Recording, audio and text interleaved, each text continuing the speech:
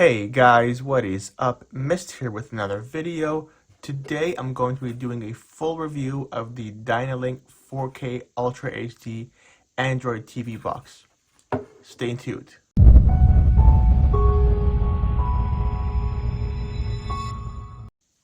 I would just to let everybody know that for the upcoming Prime Day for July 16th and 17th, this box is going to go on sale for $43.19.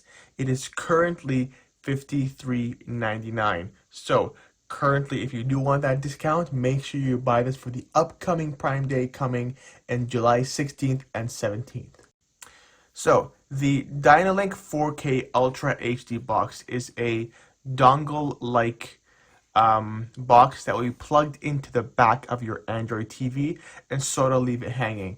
It does come with a little sticky pad that you can connect to the back of your TV, so it's not really dangling, it's kind of nice and firm. All you have is a HDMI and your power input, so you are really relying on the Wi-Fi 5 speeds that it supports.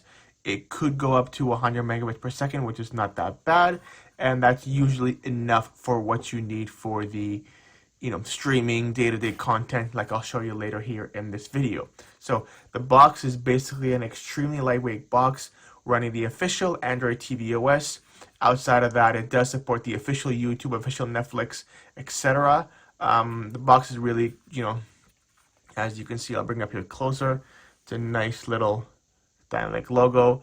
It's a completely matte feel to it, but outside of that, you really have nothing except the little reset button, the power button, and that's basically it. Now, the remote itself, it's an extremely comfortable remote, right? It is Bluetooth, so you don't have to have direct line of sight.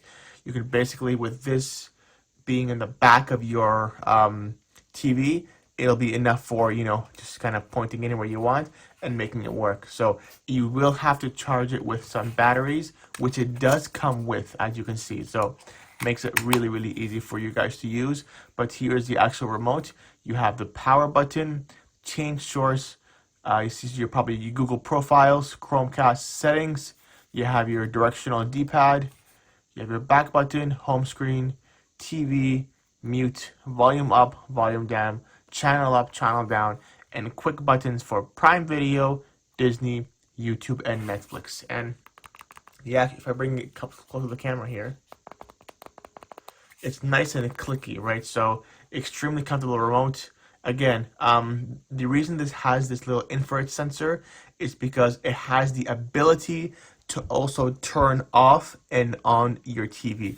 The natural wing is actually Bluetooth, but it does go ahead and support the IR blaster. So if you have your TV with just this, you can get rid of your TV remote and use this as a universal remote. So what I'm going to do, I'm going to go ahead and plug this in and show you what the actual interface looks like. Here is the actual box plugged in. This is the Dynalink 4K Ultra HD Android TV box.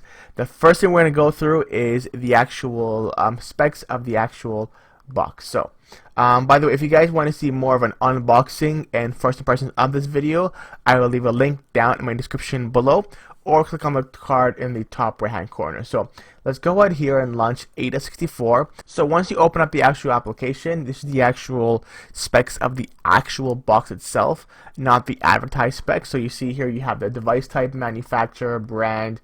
Here's the actual brand name. This is actually shown as, again, they advertise at 2 gigs of RAM, and this is the actual proper 2 gigs of RAM. For your storage, it's advertised as 16 gigs of RAM, but you have about 11.83 to use, because of course you always have a couple gigs for the actual operating system, right? So currently at the moment they have roughly 10 gigs of free space, and it's running Bluetooth version 4 plus. It is advertised as Bluetooth version 5. So for the CPU, we have a quad-core ARM Cortex-A35 processor running at 2004 millihertz. Feel free to pause this video if you guys want to get more into the specs. For the display, it does support up to 4K, but I'm currently plugged into a my capture card for the actual video, so it's scanning my capture card at 1920 by 1080. But of course, if you were plugged into a 4K TV, you'd probably get a 4K result. It is running the Mali G31 processor, and now down here in the network, it shows you some information about your network speed. As you can see, it's running Android 12 here, right? It has the security patch here from December of last year, and if you guys want to pause the screen, this is some more information here. I'll slowly go through it. Feel free to pause it, right? Devices, it's showing some more information about the devices. Thermal, running at 4% for the battery, that's pretty cool. And then you have some other stuff right here. Again, feel free to pause if you want to learn more about this actual specs. So now that we're actually done the specifications, you're probably used to how does the box function on a day-to-day interface, user experience, how does it actually work? Well, so the For You tab basically it shows everything customized towards you with all the YouTube videos here. It's showing and content it recommends for you, and we have a list of all your apps. So it has Netflix, YouTube, Prime Video, Disney, Crave, Paramount, Apple, Discovery, YouTube Music, and much, much more. Right? If I actually go into the actual app, for example, if I go here into, let's say, Netflix, the pretty cool thing is it does officially support Netflix 4K, officially Disney 4K. I personally am not subscribed to these services, so I can't log in and show you, but it does support the proper, real Android TV interface. It's not the Android TV tablet version of the app. It's actual proper YouTube, proper Prime Video, proper Disney Plus. So the next line you have here is basically, again, it's all Google TV related content. So it's recommending you for movies to actually buy, TV shows, and then based on your subscriptions, you can go ahead and show you some videos there. Here's YouTube. You can basically customize your device even more by adding different profiles and breaking news, action movies. As support, basically, again, it's a media-driven type of Android TV box. So there's all your rows right there.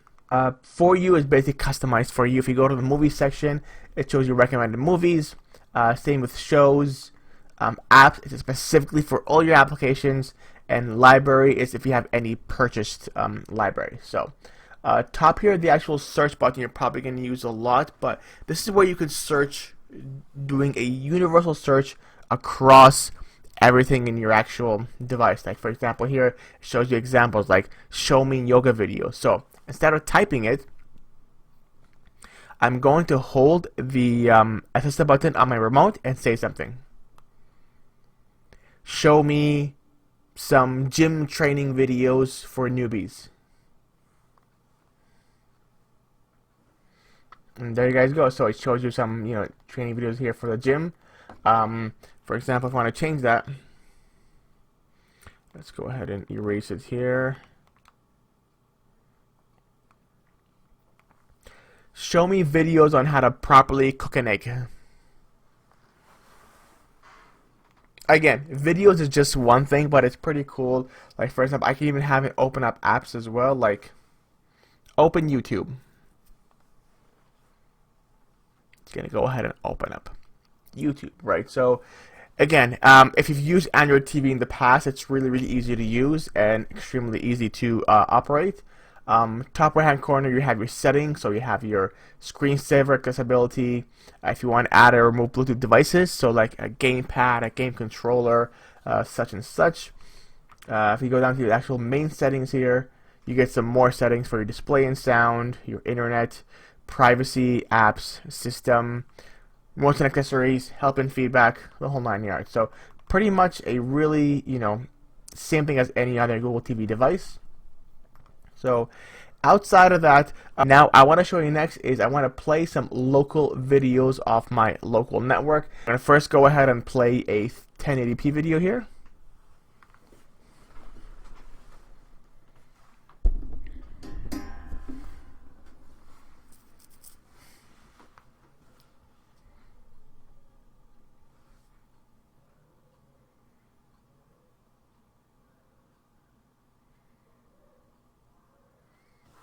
Now we'll go ahead and play and switch a 4K video off my local network as well.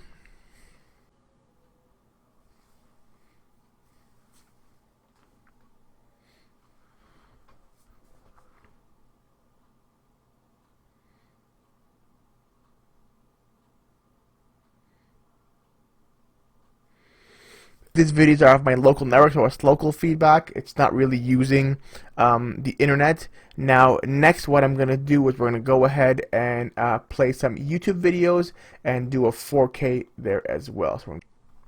And here we have a 4K video playing off YouTube. And as you can see, it can handle it no problem at all. So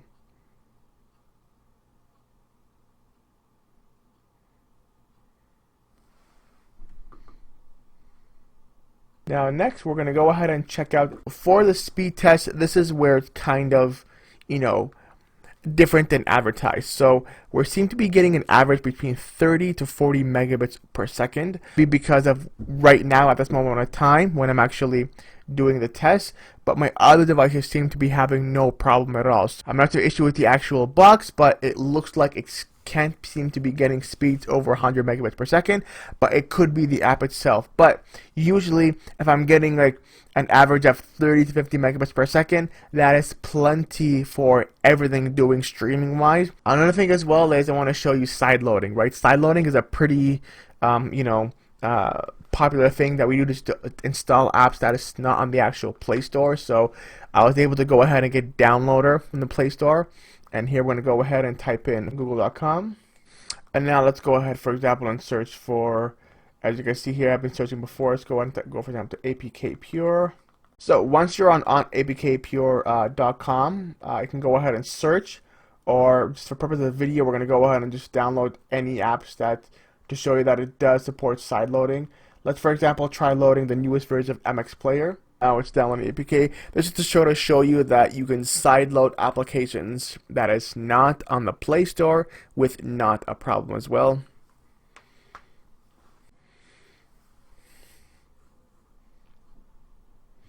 Click install, for example, and install. There you go. Now, another thing I want to show you is, of course, AirPlay or Mirrorcast. With Android TVs, you can use Mirrorcast natively. If I only have an iPhone, I'm going to go ahead and use the free AirScreen application from the official Google TV OS. And now I'm going to go ahead and, on my iPhone, do screen mirroring. And here in a couple seconds on the screen, you're going to say it's going to accept the incoming request from my phone. And here's my actual phone, as you can see. So pretty cool. There is a bit of a lag here, so it's not noticeable, like really on like you see here, it just got a little bit better. But the cool thing is now you can actually play games on the big screen TV from your iPhone, for example. Let's go right here and play a bit of Crossy Roads. As you can see, I'm not that good at this game. I'm gonna die soon, but as you can see right now, I'm looking at the actual screen, and it seems to be pretty much same speed as my phone. Now, in summary, what do I think of this actual Android TV box? So, it's running the official Android TV OS, which is the best operating system on a streaming TV box, with fast, responsive menus, easy-proof setup that makes it really easy to plug and play out of the box, especially if you have a Gmail account already created. Fast Wi-Fi speeds. It supports 4K local and 4K over the internet with AirPlay and Google Cast. It supports all the real licensed apps like Netflix, YouTube, Prime Video. In regards to cons for the actual box, it seems to be laggy sometimes when I try to play specific 4K videos on my local network, right? And of course, you can't hardwire to Ethernet without a dongle. That is basically it, guys. If you guys found this video helpful, please leave me a thumbs up down below. Don't forget to follow me on Twitter. And if you guys have any questions, comments, or concerns, please leave them down below. And I will see you in the next one. Bye-bye.